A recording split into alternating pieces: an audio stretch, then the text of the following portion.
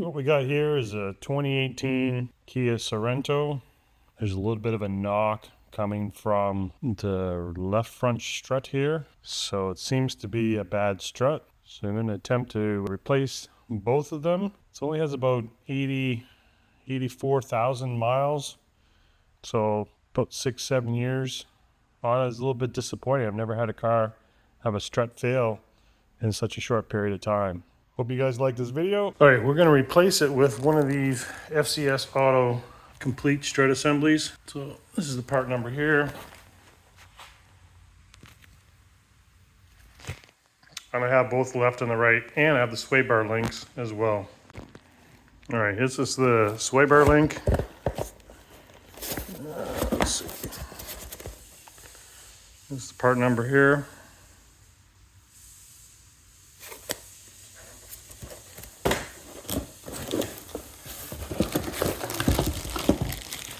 Hopefully that's easy to change. Okay, first problem. To access the 3 bolts underneath here for the strut, it's covered by this plastic thing here. And so there's 1, 2, 3, 4 little clips, plastic clips, but it's attached to this piece up here, which has the windshield washer nozzles here and here, and then also the wipers are there. So it looks like you have to get the wipers off. So there's 2 caps. There's a cap that goes on top of there and another one, and there's a 14 millimeter nut.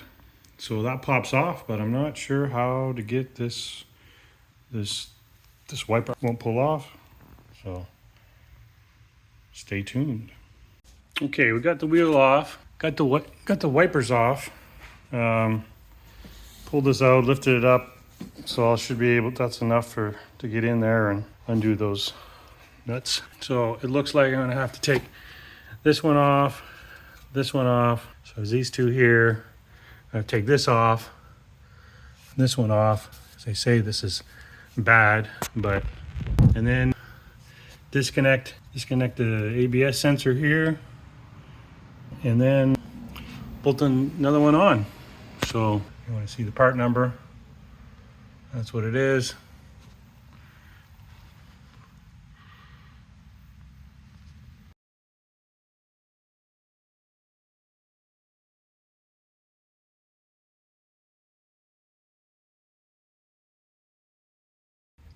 All right, so it looks like we have 17 millimeter on the right here. 19 millimeter on the right. This, I believe, is going to be 24 millimeter, which I don't have. I have everything in between, or everything on either side, but not that one. So this appears to be 17 right here, I believe. I think 17. Yeah, 17. So yeah. So that one's 17.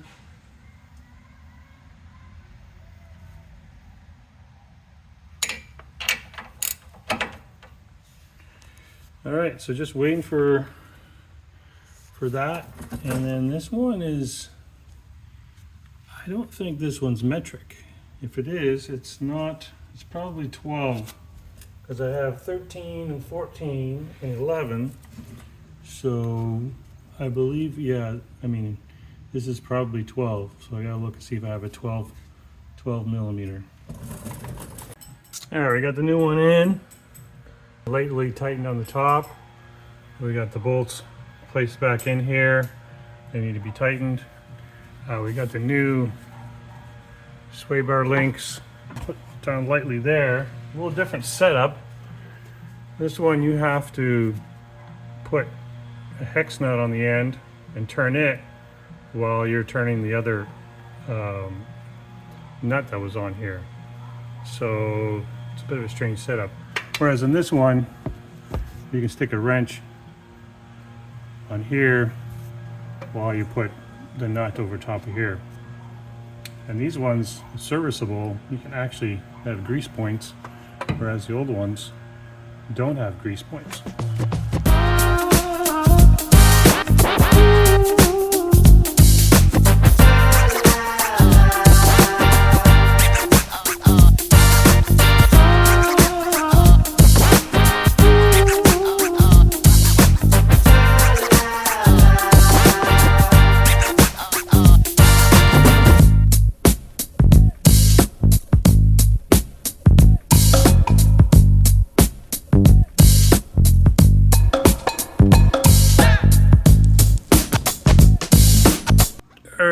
attach the sway bar link on there. We just need to torque it. What'd you say, 84 foot-pounds? 81 foot-pounds. 81 foot-pounds, according to the instructions from Moog. Let's see, the only other thing we have to do is we need to tighten these two bolts here and torque those, and we'll be in business. The one thing is the sway bar link wouldn't fit in through here, so I ended up just jacking the whole A-arm assembly here and compressed the shock until it lined up, and then it fit perfectly.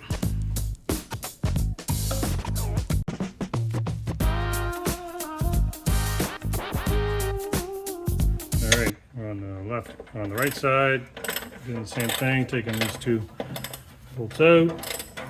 Take these two off as well, and then we'll take these two. We got another sway bar link to replace. All right, so I've got these two loosened off. I'm just leaving that one on for now. We've loosened the three nuts over here. We've taken the two here off. Now, for the sway bar links, as you can see, this is an 8mm. So you got to put a socket on here and turn this while keeping the nut still, and that is a 17mm. The problem is, you know, the only 8mm I had, it was one of these 1/4-inch sockets, and I had to put an adapter on it, and the adapter just twisted off. So, off to the store to get a proper 8mm.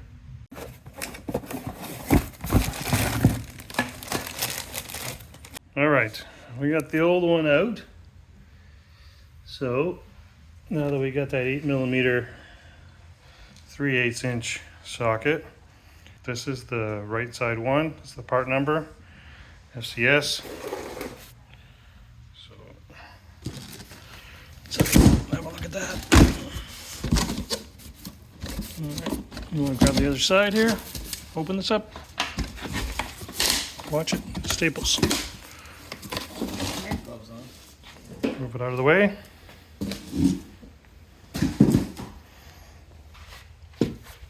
All right. This is what happens when you get this installed. You get the nuts up there just hand tightened, or even tightened more, and you have these on. These are just hand tightened, but as you can see. But now you put the sway bar link in, and the nut is just hand tightened there. But now you can't get it up here, so you're gonna have to just raise it up. So